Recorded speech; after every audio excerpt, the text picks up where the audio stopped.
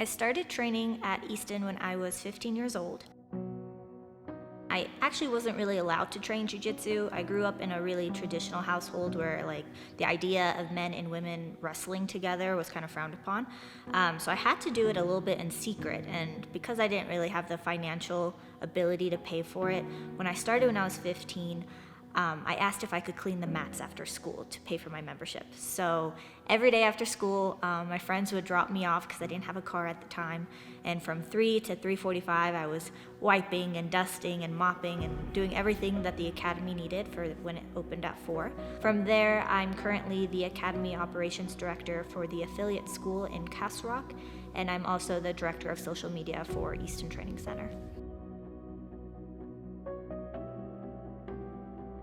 I'm a blue belt in jiu-jitsu. I'm also a graduate student, so I just recently graduated with a double major in sociology and neuroscience. I was told often that I couldn't do things because I was a woman, or I shouldn't do things because they'll put me in bad positions, and I'm a woman, so I can't get myself out of them. But I'm here because I did all those things regardless, and now I do know how to protect myself, and I actually feel like I found my voice and found a lot of strength in who I am. Jiu-jitsu for me is a problem that I get to solve as I'm simultaneously exerting a lot of force and thinking through what my partner or my opponent is going to do next. I continue to train here because it feels like my second family.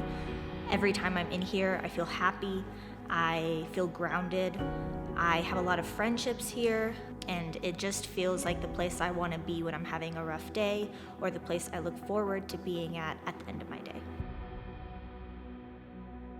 I remember at 16, I was rolling in a randori, and I was running around this guy like a mouse around an elephant, and I was trying all these different things. And at one point, I just paused because I realized he just stopped fighting back, and he was just looking up into La La Land. And I felt really disappointed because just because this guy's bigger than me and stronger than me doesn't mean we can't have a good roll together. It doesn't mean that he can't use his technique or try out some new skills that he hasn't completely advanced in yet and work them on me. Just because you turn the strength down doesn't mean you have to turn down the technique or your ability to move in general. You can continue to train with me, but just use your technique.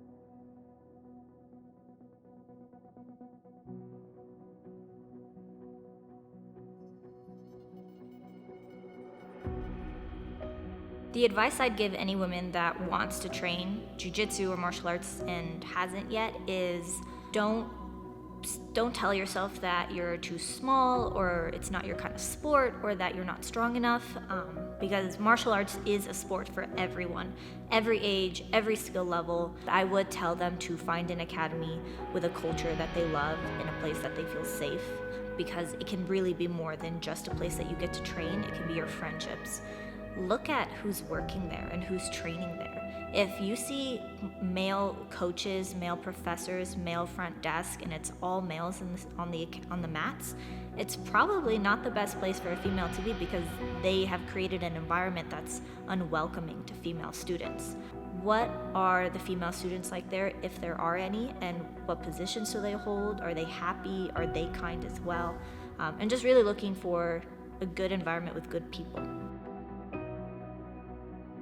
The word empowerment to me means I am given the ability to see my strengths and work towards them, find out what's unique about me, and really use that skill in my day-to-day life. You can be the smallest person on the mats and be the most technical or the most strong person. And so, in my opinion, it's uplifting and empowering because you're training and wrestling and sweating with all these other people in a room, and you're truly using all of your strength and mind and ability. And it feels empowering because when you're rolling with someone double your size and you choke them out or you out jiu-jitsu them, there's no better rewarding feeling, because that was all you. It was all your ability, it was all your mind. No one helped you. And so I feel very empowered when I do that. In martial arts in general, it taught me how to be independent and really value my own skill levels and my own opinions. in the end of the day, you have to value who you are and what you can bring to the table and have confidence in that. And I wouldn't have had that confidence without constantly being challenged on the mats on my own and challenged in competitions, and really having to believe in my skill and believe in everything that I've done to prepare for something.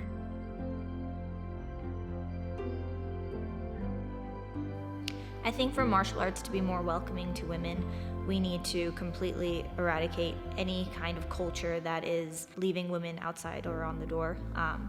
Martial arts is supposed to be for everyone, and it's supposed to allow everyone to learn the sport and excel at it. It's not just for guys that want to go into UFC, and it's not just for guys who haven't done wrestling in 40 years and miss it and want to get that adrenaline and rush back.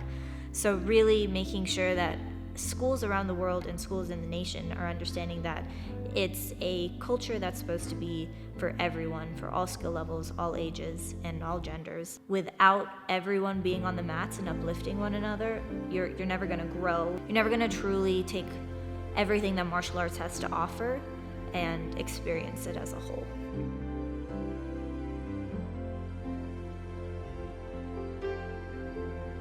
I think that some things that Easton does well to create a welcoming environment for women is having women in positions of power in the academy. There's a lot of female black belts, there's a lot of female coaches, female staff, and then a lot of females on the HQ team. I remember specifically being 16 years old and looking up to certain individuals in the company that were these badass women that were running the academies alongside the general managers. Looking up to them, I felt like I could become them, or they were people that I wanted to aspire to be like, because they did so much to keep the academies open and keep them functioning properly, and they all trained too, which I thought was really awesome. I think some things that Easton can improve on is making sure that those women in the academy that we all look up to or that have certain positions, there are always people working to follow in their footsteps and fill their positions. So I think just making sure that we prepare and season enough younger females in the academy to follow in these women's footsteps and take over their positions if for whatever reason they became vacant.